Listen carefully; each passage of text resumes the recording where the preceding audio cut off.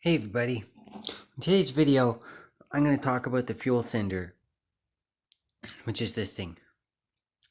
Now, this is the old fuel sender that was in a bag with the rest of the old stuff from the Rambler. I didn't know if it worked, but I hooked it up to the multimeter and it did. It did work.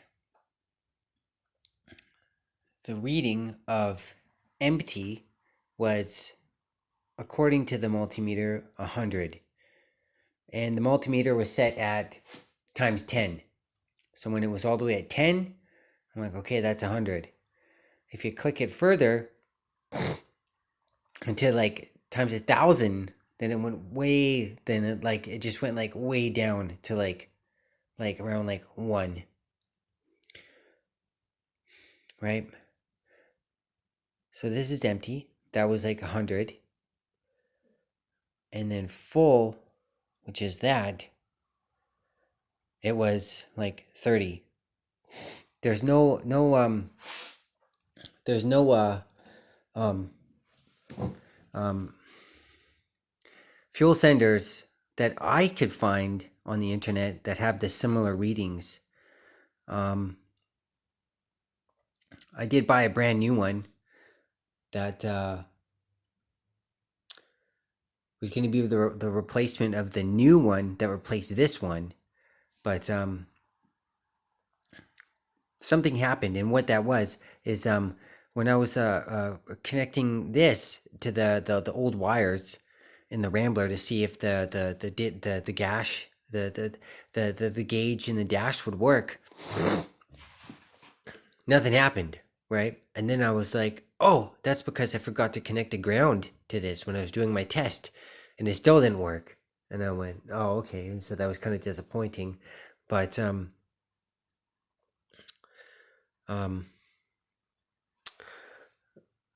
yeah, I was kind of looking around underneath the dash one more time, right? And I noticed that there was actually a wire that was off of a post of something. And I noticed that the wire was actually like a yellow wire.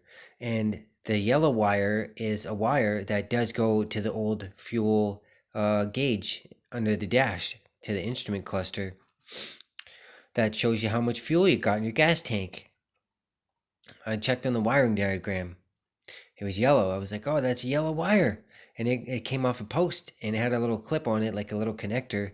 And so what I did is I just kind of, thought, okay, well, that's a post. It doesn't have a wire on it. So I just jammed it on there. And then when I did the other test, the gauge responded.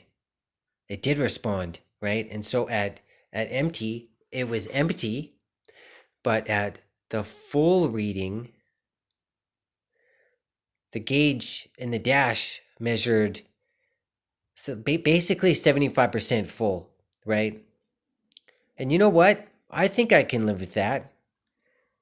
All I have to do is just, remember, okay, it takes such and such amount of time for 25% of the gas to go down one bump, one notch, one increment measurement on the gauge, the fuel gauge, and then I won't run out of gas.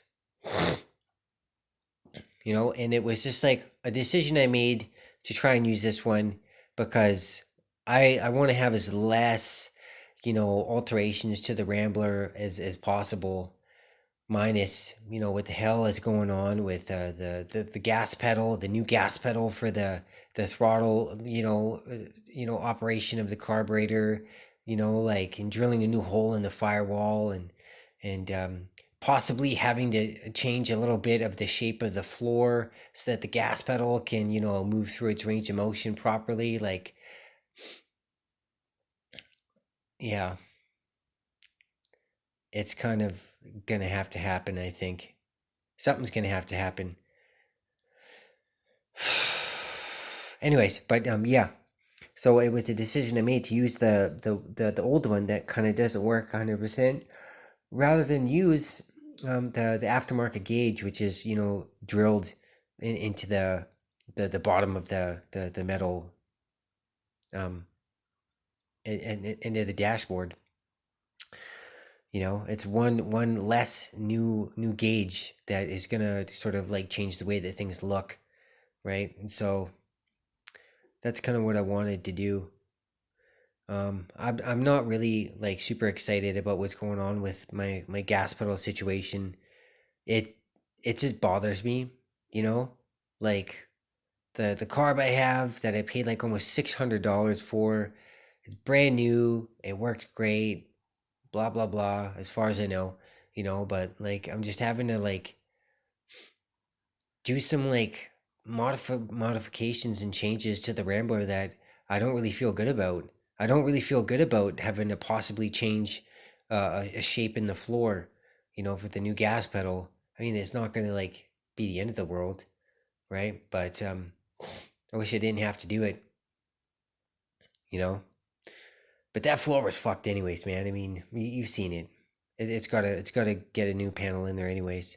I'm gonna try sometime soon to get a different thickness of sheet metal and try and shape it again. Try and do the work again. You know, yeah, because hammering away at 16 gauge thick sheet metal is just, man, that's not recommended. I'm very sure that other restoration um, people on the internet would basically say it is not advisable to try and bend 16 gauge sheet metal to make floor pans when you don't have a metal brake and obviously needed tools. I wonder if Fitzy from his channel, that he does a lot of work. He does a lot of fabrication work, and I wonder what he would think of what I was doing. He'd probably feel sorry for me. I hope he does, or somebody does. I do. I feel sorry for myself that I can't do that, and then I'm like out there like banging away on like a 2.5 pound sledge on a derelict chunk of mysterious plumbing because I don't have an anvil. I feel sorry for myself. But anyways, I'm gonna continue on, and I'm gonna continue taking that sandpaper and cleaning this up a little bit. Rejuvenating it. Right. I also did the same to this area of the gas tank.